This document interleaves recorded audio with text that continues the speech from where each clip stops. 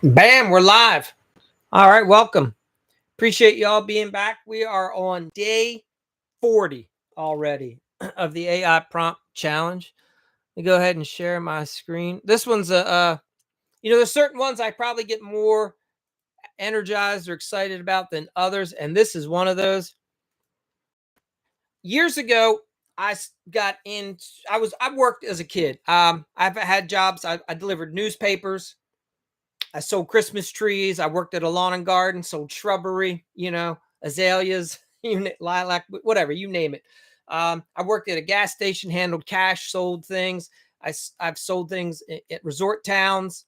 So I have an extensive background in selling. And I have been fascinated by that process over the years. The average person wants to crap on sales, right? And they hate it and they think it's a joke. Really, what it does is you have to ask yourself, when you're honest with yourself, usually people will hate things because they don't know how to do it. And that frustrates them. And instead of being honest and acknowledging, go, man, I kind of wish I knew how to do that. They don't want to let anyone know because they got that fragile ego, right? So they hate on it. And you see this, if it can disconnect your emotions from any subject or thing that's happening in the world. You can see this all the time on, like, specifically around like political things. When somebody hates something, I mean, they've got anger, it's just burning them up.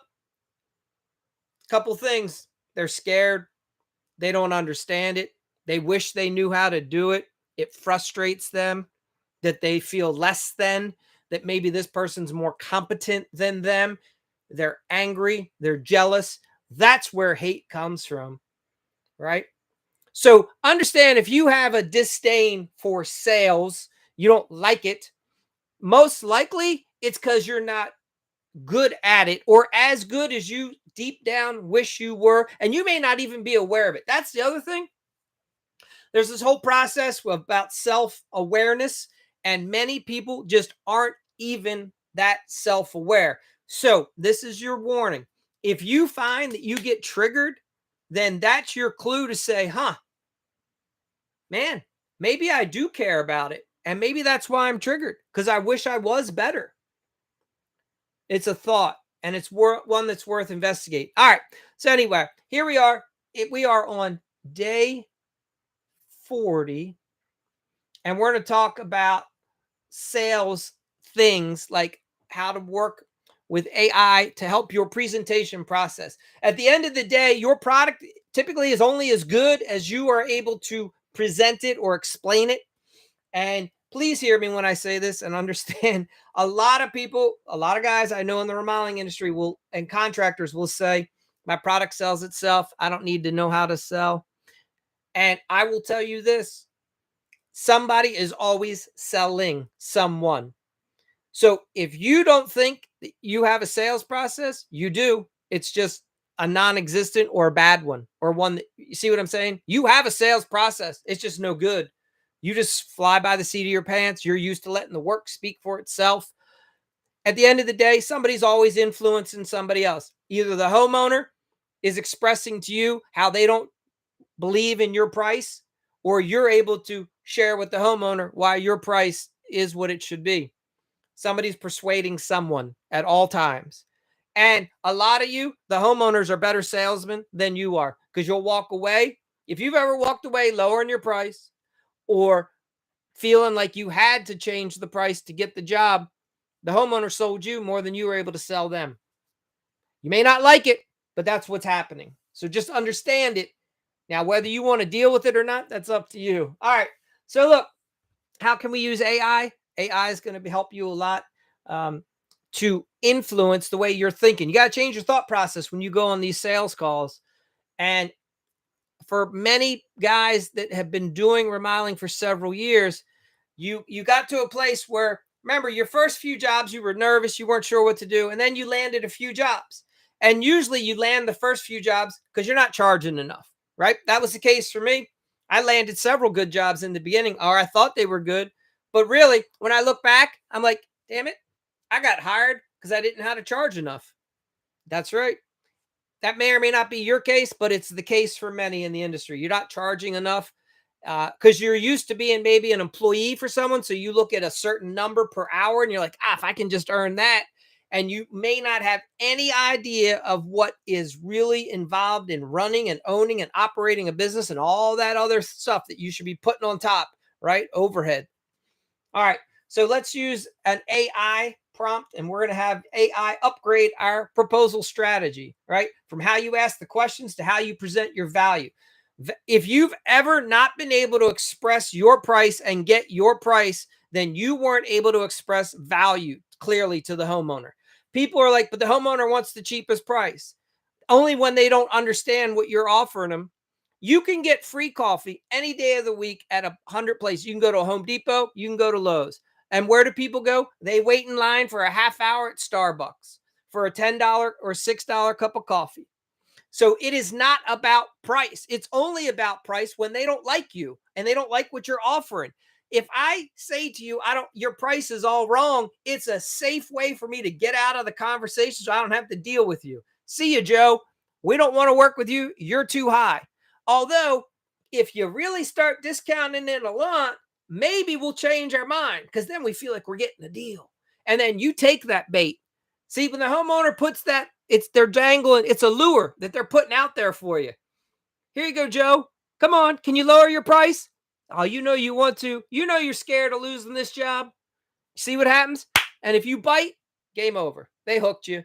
You went in, did the job for less, and you didn't have to, nor should you have.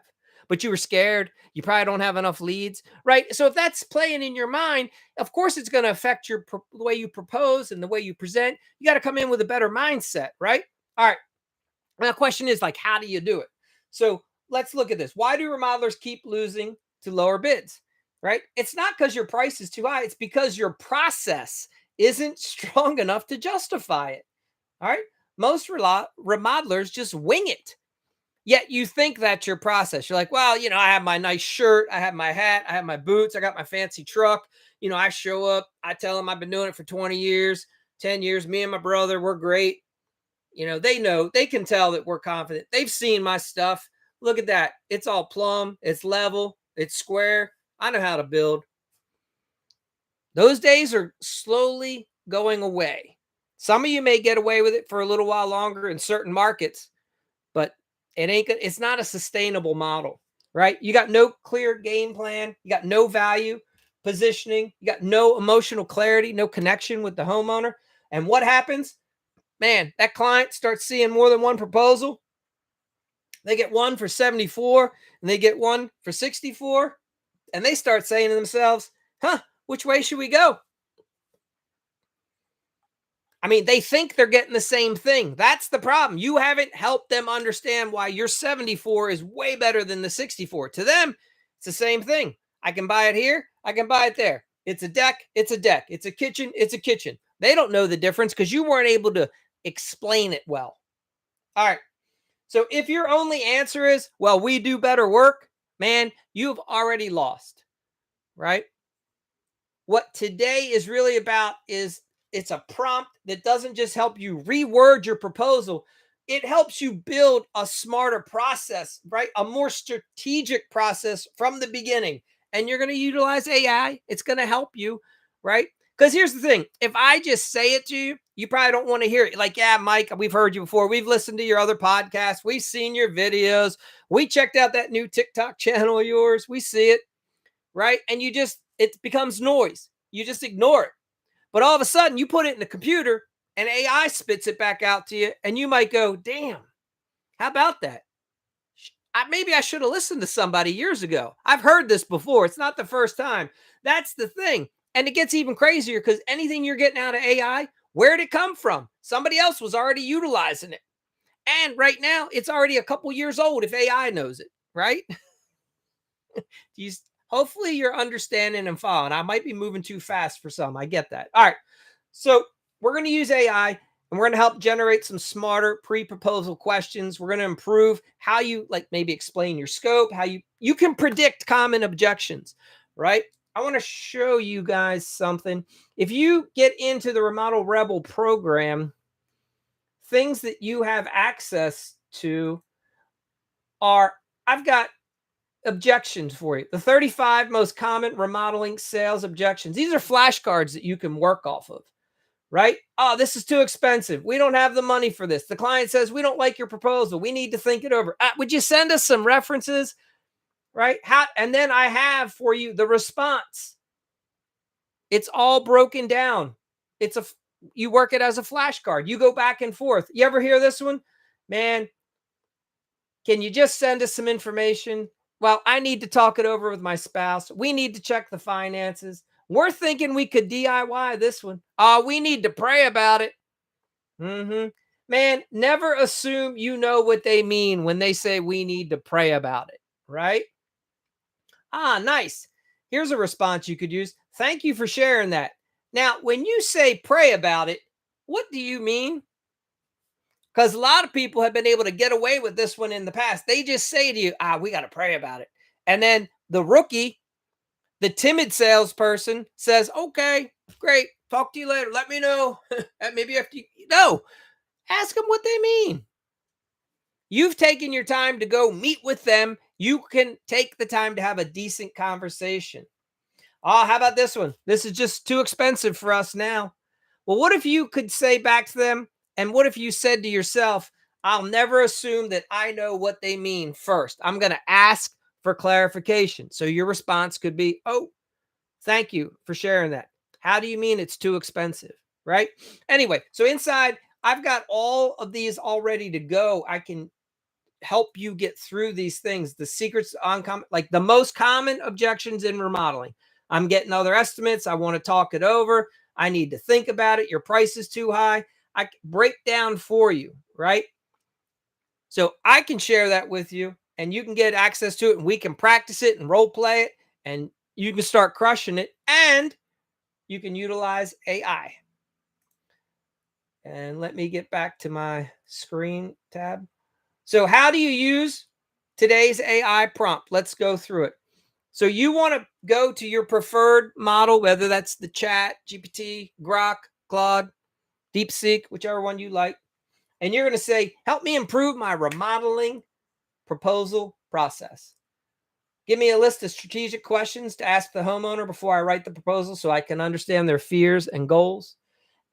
You want to ask it to utilize ARI, Applied Relational Intelligence. Now, it's not going to know what that is. You reach out to me and I will get you that data so that you can input it and it will be able to work with you because that's a framework for how to answer questions. That's how all those objections that you just saw, I have utilized my method. It's called Applied Relational Intelligence and I've inputted it in there. And that's how I come up with those response, that framework. So now you're going to ask AI, help me write a persuasive prompt summary that explains the value of our process outcomes, not just the materials and labor, right? And give me some sample responses and common objections, right? Like this is too expensive. We're talking to another remodeler who's cheaper. Use the framework where I acknowledge the concern. I reflect back with curiosity and ask a clarifying question. That's all part of the ARI method, okay? So this is a structure that you want to use. Remember, I'll keep it very simple for you. When you're having a conversation with another person, what you don't want to do, let's say that you and the homeowner are talking about colors and they like black and you like white. You don't want to try to convince them why white is better because once they've told you that they like white, they have to defend it. Whether they do or they don't, they might even realize that they are wrong while you talk to them, but they will die on that hill as opposed to going, yeah, you're right. I guess I should do white, right? Because they're insecure. They have to defend. This is what people do. You see this on social media. You see this in politics, right? People will make the dumb. You'll see someone get pulled over, right? Clearly they violated something by the police and they'll be like, I didn't do that. No way. Right. And it's clear as day and everyone laughs and they are making an absolute ass of themselves, right? It's because that person just cannot admit in the moment that they might be wrong or that they don't know. So in remodeling, when you're doing your sales process, we don't want to argue, right? We're not there to tell them that this is better than what they think. We're there to help them change the way they think. And we don't do that by coming at them combatively. Okay. So what we do is we acknowledge and we hear what they say. We thank them for sharing that with us. We reflect back, right? We go, oh, okay, help me understand exactly what is it that you mean by that? Oh, so you like black? Okay, tell me more about that. Okay, right. And then you'll inquire, you'll ask a qualifying question, and it starts helping them process. And then when they are given the time to process, it will help them change maybe their thought process. And then they might be more open to hearing from you. So imagine that they say this is too expensive, another remodeler is 10% cheaper, right? That's the objection you're hearing. You might say, well, thanks for sharing that. I'm glad that you're getting multiple opinions. May I ask, what do you mean by too expensive? The client might say, well, someone else quoted us 10K less. All right, awesome. So now we're making progress. Too expensive is 10,000. So we understand. All right, got it. Well, what kept you moving forward with them already? Let them talk. Maybe you ask them, hey, when you looked at both proposals, what differences did you notice between theirs and ours? Get them thinking. Maybe we didn't notice. Maybe we forgot. Maybe we don't even know what's different. We thought they were the same. I mean, we talked to you both. You mean it could be different? The homeowner doesn't even know this. And then you can ask, well, just to clarify, like, how comfortable are you risking the entire project for that 10% difference? Let them start thinking. Risk? What do you mean risk? Right? These are some ways to talk in a different manner when homeowner has an objection, as opposed to you standing on your hill and saying, well, I've been doing this for 10 years. I know how to do it. You know what I mean? We're better than them, or whatever your typical response might be. What if the homeowner says to you, can you match their price? Hey, fair question. Thank you for being upfront and sharing that with me. Are you asking me to match the price, the process, or the level of risk? Pause. Shut up. Zip it. Let them talk. You'll get good insight. Maybe you'll say, well, if I had to match price, I guess I'd also have to match their standards. And based on what you shared earlier, I'm not sure that's exactly what you want, is it? Get them thinking. If you've never tried this, you'll be shocked. You might feel uncomfortable going this route because you haven't done it before. But this is what next level success starts looking like. So look, remember, clients, they rarely want the cheapest. Ain't nobody running all over town saying, I only want the cheapest of everything. People want bargains, they want deals, but you can get cheap all day long. You can get broken crap on the side of the road. People don't always want that, right? Most homeowners want to go with the safest bet. They want to guarantee. They want to be able to trust. They want something that feels right and good. And that's about how you frame, present, and you lead. So look, for today, I'm going to give you the challenge. I've been in the challenge for the last X amount of days. You are supposed to go and do the exercise. I'm not sure how many of you are following and doing it. Some of you are obviously reaching out to me, messaging me, asking me questions, saying, hey, how can we do this? How can we do that? So I get it. But in general, today's challenge is use a prompt, play around with ChatGPT, right? Reach out, ask me about my ARI method, the applied relational intelligence. I'll get you that script. You can put it in and get yourself a better way to respond. Or you can get involved in our Remodel Rebels program, and then we can get you access, right, to some of these objections, the 35 most common. We can get you understand it. Like here, I really get into detail, right? The whole process. Let me see if I can zoom that in, right? You can say, I understand the thoughts around wanting to get other estimates. Thank you for sharing with me that you want to get other estimates. If I've had other clients who initially thought they would want to get additional estimates, right? Many of my clients have found that there are levels of risk in getting other estimates. There are numerous high-risk companies and low-risk companies in the industry. Allow me to briefly explain the difference, right? So high risk companies, you get into how they don't have office support, they don't have proper or required insurances, right?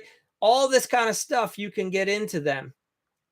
Especially, oh, they want to say, I want to discuss this with my partner, my spouse, or God, right? And that's how I give you how to break it down. Anyway, there's a lot of good information out there. I have the red book on objections.